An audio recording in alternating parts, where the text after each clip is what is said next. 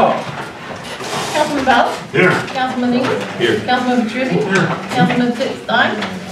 Councilman Tishon? Here. Councilman Boddia? Here. President Paul? Here.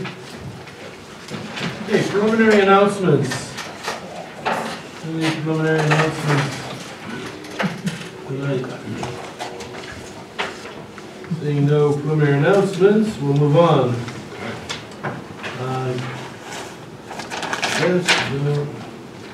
Okay, council items for agenda. People's gas easement. People's Gas wants to, as I said last week, they have a valve underground. It's obsolete. They want to change it. They put these types of, these are all in your packets. They put these types of fences up with the valves in it. In the springtime, they lower them down, lower the amount of gas that can come out down, and then in the winter, they bring them up based on consumption usage. They want to put one on our property right behind the small field. And I asked Mayor Brennan if he'd go check it out, and your assessment of the whole thing. I don't see a problem with it. I think it's fine. It's a common practice, and it doesn't bear any safety issues. I'm sure they'll, like you see in the picture here, they put a barricade around it. I'm sure there's poles in there that don't allow it to be struck by a vehicle, so I don't see it as an issue. I kind of think that, and we discussed it, if we don't allow them to do this, they'll probably go to the neighbor's house and she'll let them do it. In the same area on her property. I mean, that's where the valve is, that makes sense. That's why it's there for a reason. Right. So I don't see an issue. Yes. Joe, are they gonna pay the borough monthly? I mean, it's like a never-ending. Nah, it's a one-time 3,000. However, she said that's a going rate. I said, listen, our solicitor already brought it up, which he really didn't. I just said our solicitor brought it up that seemed awful low.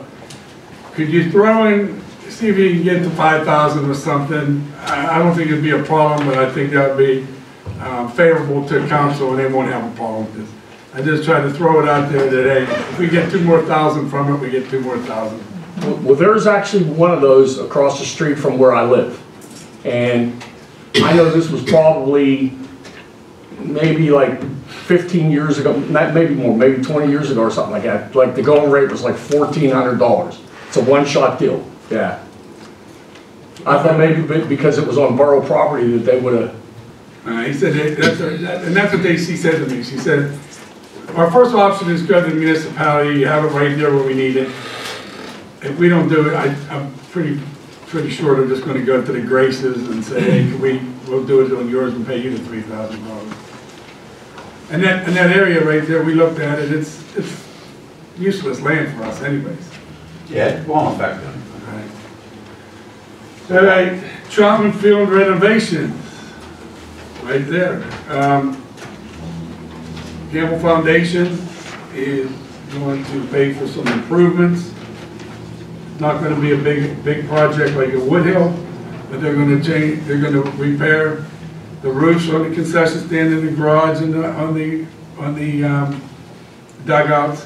They're going to put new dugouts in on the small field. They're going to put all new fencing up, all new, and fix all the fields up. And then the big canopy down there will be replaced as well. Wow. This time they gave us really a list of what you guys got in your packets, and I'll get you one, Kevin.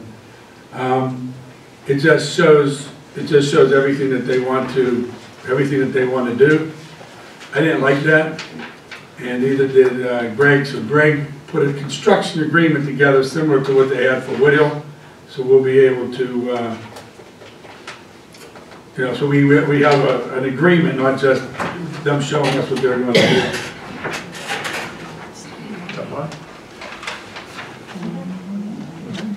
So basically, they're not changing anything there, they're just improving next there. Right. Some of that stuff's long overdue improvement. Right. I know the roofs are not the best of shape. That metal roof is bad. Right. One of the questions was asked to me was, how's that going to affect their playing season? Doesn't matter. They're the ones that came to us. Somebody at baseball came to us and asked us if we can do this, so it's kind of their decision.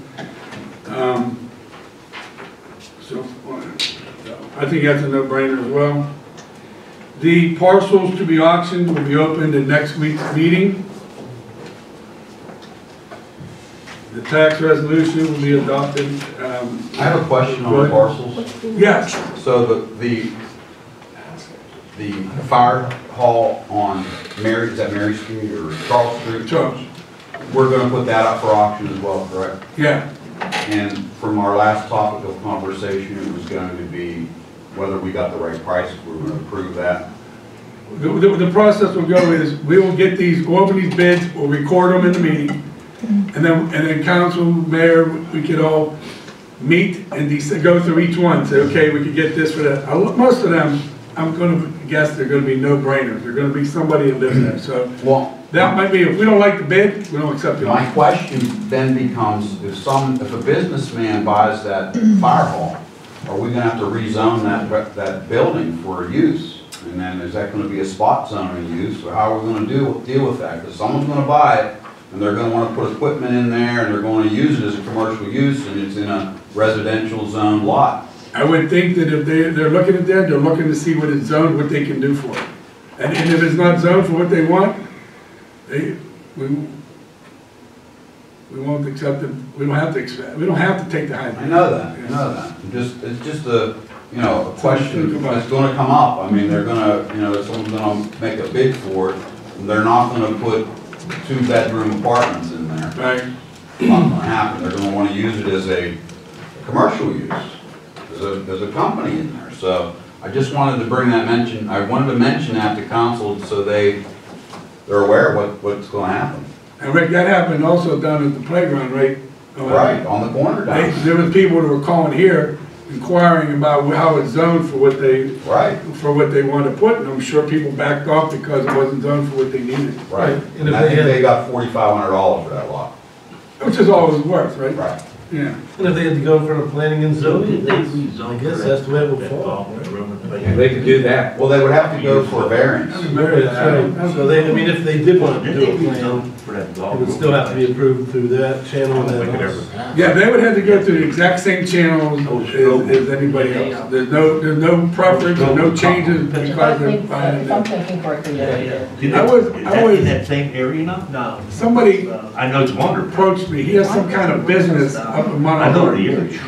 And he approached me about that building. I said, well, we're gonna do this auction for the parcel. We could put that in there. We don't have to take it. Don't forget, we use that as a warehouse, so that warehouse has a value to us. But if somebody comes with a great offer, we wanna take it and then go from there. But we're using it for storage now. Right, That takes away from us. right, Right. Yeah. right, so that's, it may not be worth it depending on what the quote is. Yeah, we gotta look and see, if we have to store the stuff we have back there, what's it gonna cost us to sell it? So it's gonna have to be worth it. But if they do with the mayor and they want to get a rezone, we're better off leaving it the way it is so we can put our stuff in it. Right, right. That's why we didn't sell it before. We had thought about selling it before, and council at the time decided not to sell it because we didn't feel we'd get that much for the building, and the use that we use it for is a valid use. Right. So. I agree, Whatever. and I feel that if we weren't looking to get rid of those parcels that we have that have no use to us, we wouldn't even try to put this on this. We want to put this on special, but since we had this anyways, we just added it. Okay, Mayor, what we would have to do, we wouldn't be spot zoning, we'd probably just continue from your building up around that corner to that. That'd be a possibility. So Whatever. extend the zoning, so. So you go around like with the mayor, that. Yeah, like the mayor, where his park plumbing is, that's, for B2, B1. And And there's around the corner, his there's empty houses. lot is still residential, then there's 2 houses, and then, 3 houses, then. 2 or 3 houses, yeah, my hall number 3. We could just, you'd have to almost extend the zoning from up B1 around that corner. to So include then that. 3 houses, or in other words, 3 houses and then the empty lot by his, but they can do anything they want to do, they could put, if you rezone. hair salon in there or Yeah, whatever, if you rezone, right. if you do it that way. good, Carol. Question on the parcels, is you also talking about the waterfront properties been for sale forever? No, it's a whole different, We didn't put that up, right? No. no. Okay. The way this came all about is, we got a new insurance agent, and they were asking about the parcels, and Becky and I were, mostly Becky, was coming up with lists and of what we had and what the insurance companies had prior. And I just didn't feel that, I wasn't comfortable that we had the right number. So I called my brother who works at the county and said, could you give me a list of all the parcels that are on the Borough of Munhall or Munhall Borough? And there was a bunch of them that we didn't have insured. Doesn't mean we weren't insured, they just weren't listed as insured. Something would happen, we were still covered on the umbrella. So Dave, Bob, Lacey, and I went out and looked at all these properties, all the properties that we had. A lot of them were on West Run Road that they were useless. There's no one's going to want to buy them, no one's going to want to do anything with them. But there was some of these, I look at the one on Charles Street. It's a little skinny parcel that is right next to a guy's house. That has a value to him. No one can do anything with that property other than have a lot. Although this guy buys it and combines a lot, now he can put a garage or do what, he can put an addition on it, it makes sense to him. There was another one up in Munhall Gardens on Cherry, that same thing. This guy parked his cars on this lot and everything. We're never going to do anything with it. Personally, if the guy didn't bid on it, he probably could use it as his own, the way it's tucked away. Probably has been using it as his own for Yeah, right. 100 years. And then there was another one right at the end of Marigold. Again, the same thing. The only ones that would want these are these people. So hopefully some of them offer $50 and they pay all the money to transfer the deed and take the ownership of it. That's how this all came about and why I get rid of them. And it's a little less, if we sell some of these, our public works won't have to go out and cut the grass on these properties anymore. Good point. So a little less that they'll have to do. We can do some other things. And also, it's a lot easier to do it this way than people apply for a side lot and try to go through the side lot program with the county, so it's a done deal. So I think it's great. Let's go. Okay. And we'll vote for the tax ordinance next week. And then ordinance 1598 was voted on last week, and the mayor vetoed it. So I want to give you the opportunity to explain why.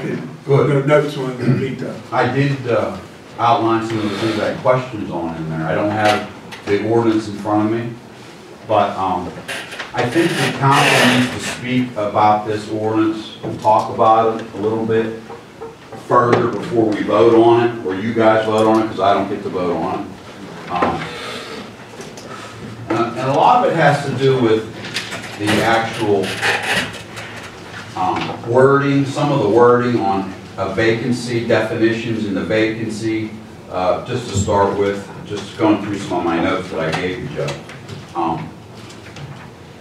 There's a lot of leeway in here. So, you know, if you have past due utilities, that's a reason for, you can call it as a vacancy in the definition content, or if they're disconnected. Okay, and then you go through there and look at and see, and I'm not disagreeing with a lot of this stuff, but there are things in here that I question about. So if there's an accumulation of trash or junk or debris or abandoned vehicles or auto parts or other materials, everyone agrees with that, right? But if there's absences of furnishings or personal item contents, does that mean that your property is vacant? So I question that. You know, just because no one's living in the building and you have your utilities on, that doesn't make it a vacant property. Okay? And that leaves up too much indiscretion there. Obviously, and then I question about, you know, some of the penalties here. You know, the semi-annual registration fee of $300, so that's $600 a year. To register your property as, let me see here what it was. Well, this is for foreclosure, that's for foreclosures. But if your property is vacant, say, and I used this in the past, what if I use my father's property as an example. My dad passes away, or your dad passes away, you have the house there. It may take you 2 years to clean the house out. It took me several years to clean my dad's house out. It took me a long time to come to grips with something like that. Doesn't mean that the property is vacant, or it doesn't mean that it's not cared for. The grass is cut, you maintain the utilities. But for someone to say, now you have to register that property as a vacant property, and now you're going to be charged $600 a year for each vacant property or whatever, that becomes a problem, I think. I think that becomes a burden on our residents. So I think we need to go through this ordinance a little bit closer and talk about it, that's all. And that's why I did veto this, because I think that there's just too many different things in this ordinance that aren't covered and that aren't spoken about. Certainly, we do want to have properties that are vacant and in disrepair and are problems. We want to have them attended to. But there are other properties that it's up to one person's discretion to come out and say, hey, this property you need to pay me $600 a year. So I think that becomes an issue as well. So I think council needs to talk about this a little bit further before you vote on it. And I don't know if you guys are even aware of all this stuff, because, you know, I wasn't aware of it totally until I sat down in the actual borough office and I said, well, let me start reading this, Joe. And I started reading it. And honestly, I didn't read every page of it, but I read a lot through it, and I thought, I just felt I couldn't sign it, because I think we have to talk about it a little bit further. And that's all I have to say about that for now. I guess my question is, the ordinance, how close is it to like the industry statement? Is that what other boroughs do? Do they charge more for some of the things? And is each property travel under its own merits? Each one, it has to be different than every other one. And could we deal with each one separately? And isn't it covered in the ordinance? Well, the way this all came about is I met with West Mifflin's code enforcement officer, and he told me to look into this pro-champs. And it was West Mifflin adopted this, and it was a good way for them to get another revenue stream. They run into issues all the time with banks. They foreclose on the house, but they never take it out of the individual's name. So who do we go after? How do we go after a bank to be able to cut the grass and so forth and so on? So I talked to Greg, and we put the ordinance together, and then there was agreement that we'd have to agree with them as well. No, it seemed reasonable to me, that's all I have. Well, how do you determine if it's vacant, or if taxes are being paid on it, is it vacant or not? Question? If no one's living in there. No one's living in there, they shut the down. No one's living in, under the ordinance, it says if no one's living in there for 30 days, then it's considered vacant property. So, Even though taxes are being paid on it? I mean, Mayor did bring a point that, I think it's $400 That- a year, that vacant property. he What did if bring they're a point paying that I. utilities on it and everything? You know, somebody may be out of Well, town. Well, I think, You have all these snowbirds that go to Florida, so you're gonna say, oh, they're in Florida for the winter, they won't be back till You can't May. do that. You got vacant property? No, but if it's clear that someone's living in it and just out of town, it would seem to me that you don't proceed. Well, you don't know. well, because there's. That's why we have people to, So investigate. another thing, I'm just, excuse me.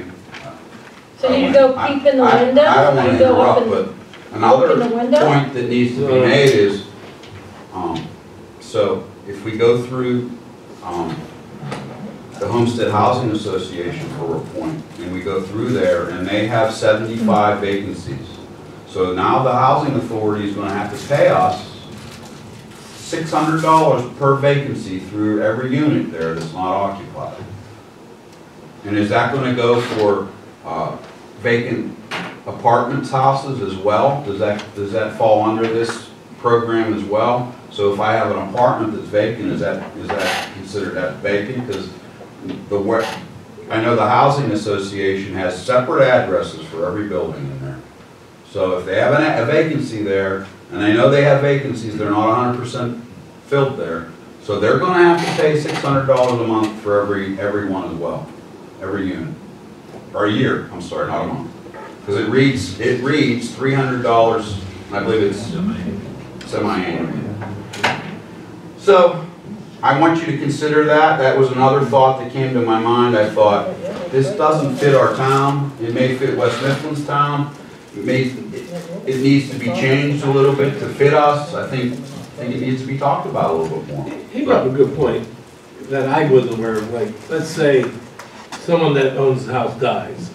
The family members are still paying the taxes. They're still coming and maintaining the property. They're still cutting the grass.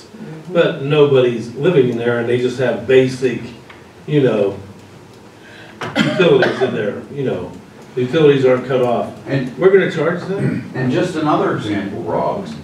This gentleman that's redoing these houses down here on, what turn is there? Turn around. He's been working on them buildings for 3 or 4 years now. They're vacant, so we should be paying $600 a month as well. So where do you start the line and where do you stop the line?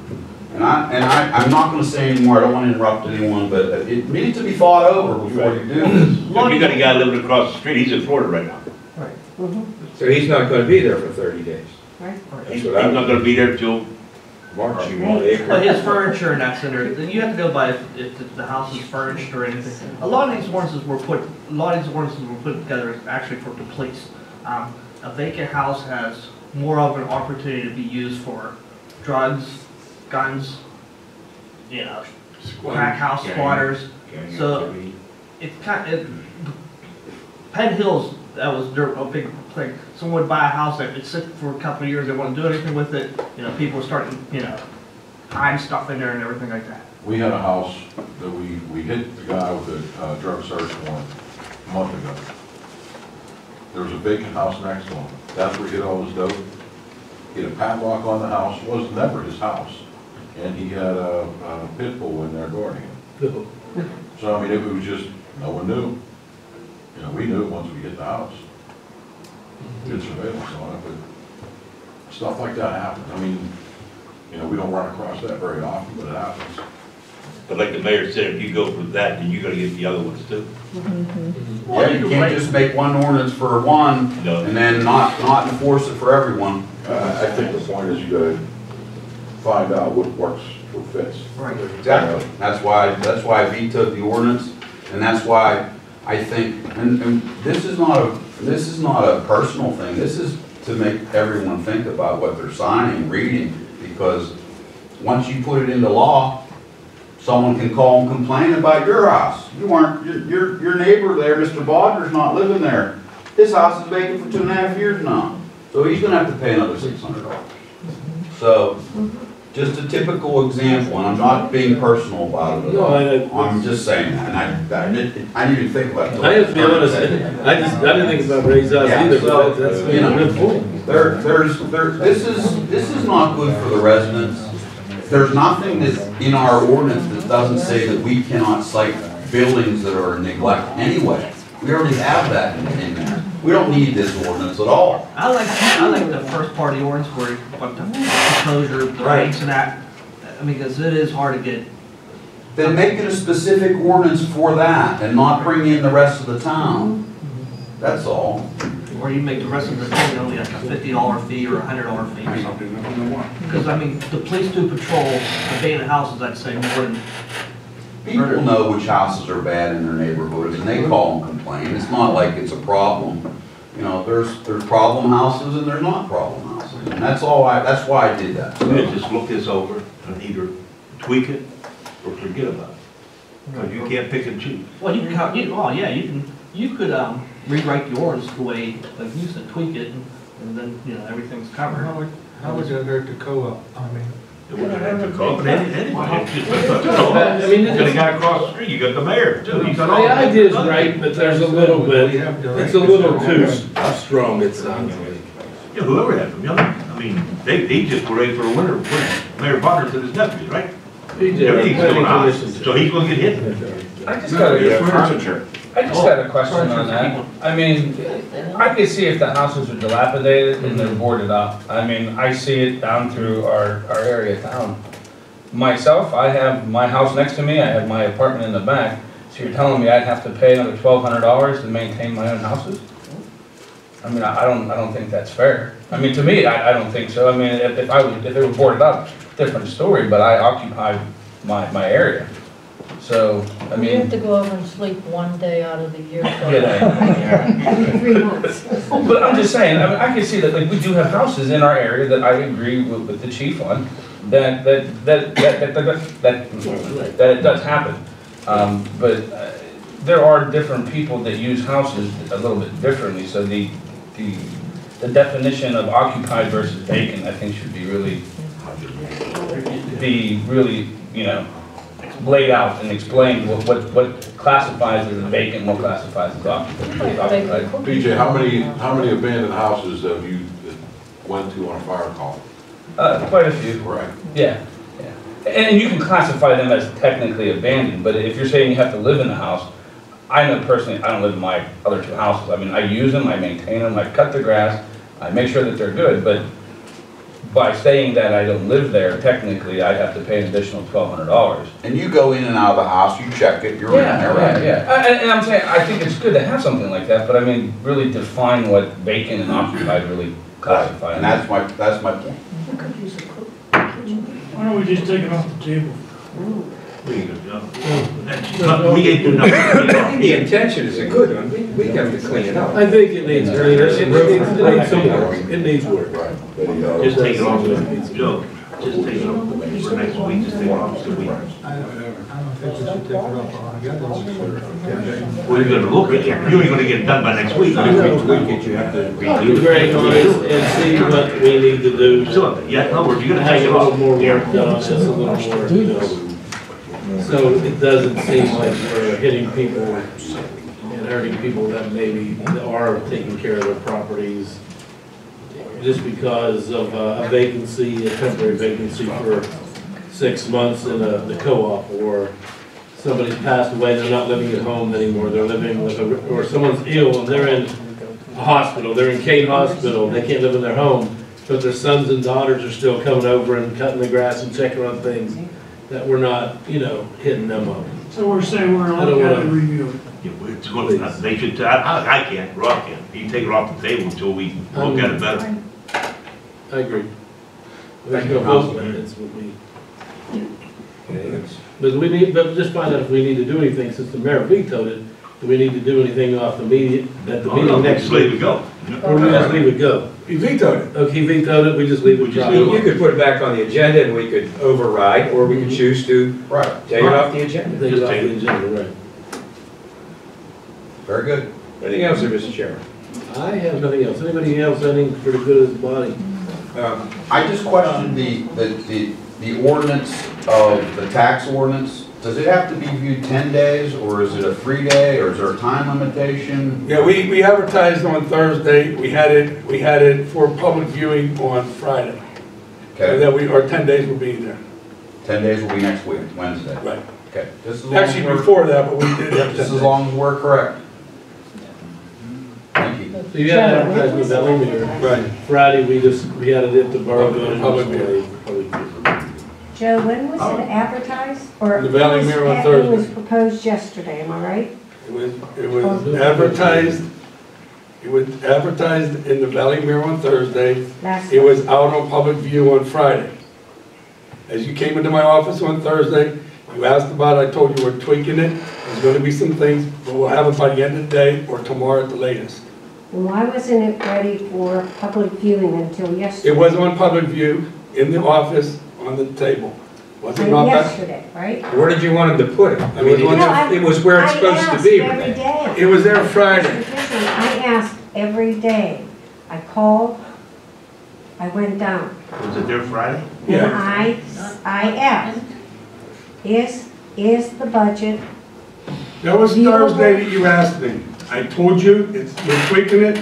We'll have it by the end of the day for public view or Friday at the latest. Becky put it out there Friday morning before 8 o'clock on the countertop there. As far as I'm concerned, as far as I know. What did you want to have happen?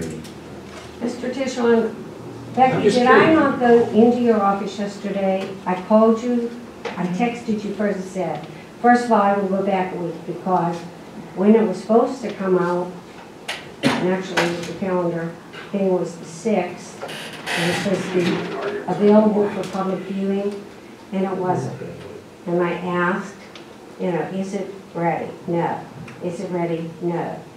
I will agree, I was found in, and I came into your office last Thursday to ask you about the article that was in about the governmental funding, and you said that's every money that comes in. And I said, is the budget ready yet? That was Thursday, and you said, no, we're working on it, okay? Finish the sentence what I told you. It was your Friday. He said the same thing. Right. Finish the sentence. Oh, okay, don't get mad, I'm only But tell the truth. It was your Friday. It was your Friday. It was You their come in Friday. Thursday, it was your Friday. All right, then I'm going to ask, if it was there Friday, then when I picked it up yesterday at 3:30 from Becky, because that was when I was told it was ready. Yes. Then it was, I came to the meeting at 6 o'clock, That was just and the last. figures, as you know, were different than the figures. Right. So how could it be possibly ready for the paper on Friday, and then last night it was changed again? You're allowed to do that. We were allowed to make, That's perfectly Council, legal. I even made a change on it. I made a Okay. change on it. I called Okay, Becky and emailed Becky, Monday, right? Or Tuesday, Becky, right? And I made a change on it on Tuesday because there was something that I saw that I didn't agree with. So it was on display, but nobody the knew. changes that. were still made up to yesterday. It was on display, that's the one, Okay. that's the one you had. It was on display. Remember, then they had Okay. to fix it up. That's where your numbers were off last night. Anything else? I'd like to air a concern of mine that has nothing to do with the council meeting or anything else. It has to do with the veterans on council. Can I do that, or is that? Sure. I don't want to bring it up at a regular meeting. I'd rather say something at the workshop instead of bringing it up at the meeting. It's up to the Go president. for it. I'm not, you can talk, Rich. It's something that happened at Light Up Night, and as a veteran myself, and on the Veterans Committee for quite a few years, and Mr. Potsy, he's a veteran, Mr. Tishon's a veteran, he served on the Veterans Committee, and was chairman of the Veterans Committee ever since it started, I believe, and he did a very good job at it till he turned it over to Mr. Fallon. And Fallon is doing a great job as well. But I just feel it was, Mayor, I just feel it was inconsiderate of you not to ask one of the veterans that are on council to speak at Light Up Night. Before you go any further, I'm not a vet. My family was vets. I'm not a vet. That is I was fine. raised by I apologize.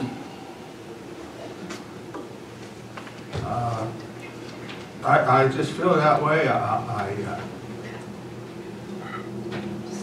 a diehard on veterans, and I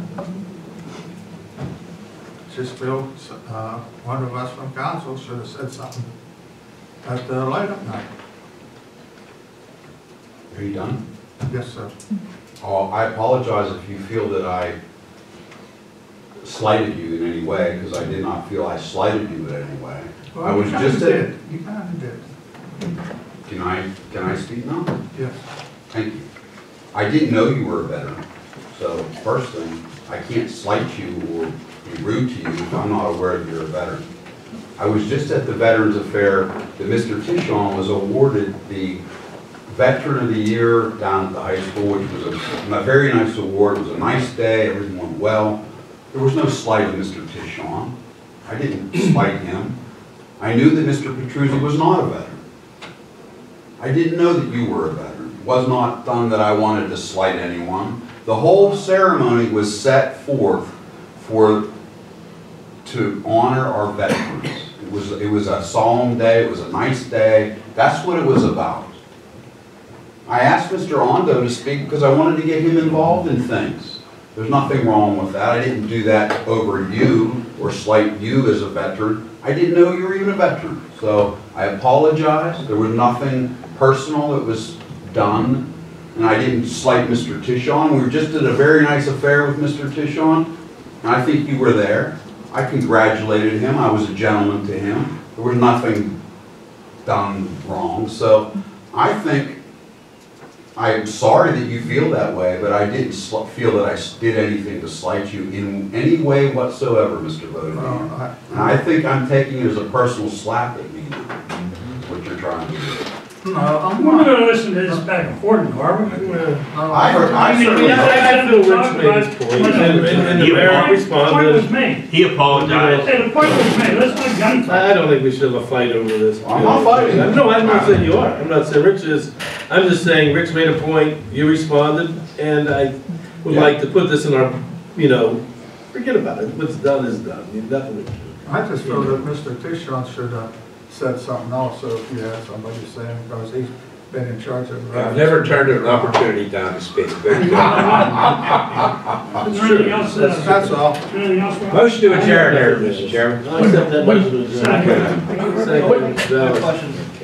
adjourn. If you're gonna discuss that 15 about the houses and stuff, if you're gonna do that before January, I'd really like to be involved in that if possible.